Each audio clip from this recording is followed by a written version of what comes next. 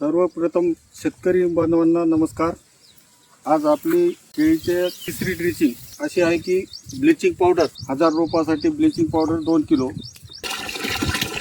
दुसरं म्हटलं तर कॉम्बिनेशनमध्ये ब्ल्यू कॉपर पाण्यामध्ये मिक्स करायचं, असं ढवळून पाण्यामध्ये मिक्स करून टाकायचं.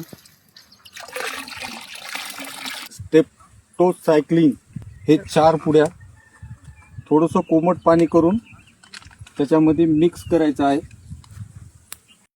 थोडंसं कोमट पाण्यामध्ये असे चांगल्या प्रकारे ढवळून हे पाणी त्याच्यामध्ये मिक्स करून पोलन कंपनीचा गन हे अर्धा लिटर 200 लिटर पाण्यामध्ये हे पण याच्यामध्ये द्रावण करून मिक्स करायचं आहे. अशा प्रकारे स्टेप्टोसायक्लिन आणि ब्लिचिंग पावडर 2 किलो, अर्धा लिटर गन पोलन कंपनीचा आहे. त्याच्यानंतर ब्ल्यू कॉपर हे सर्व द्रावण एका जागेवर मिक्स करून 200 लिटर पाण्यामध्ये आपण ही ड्रिचिंग करत आहे.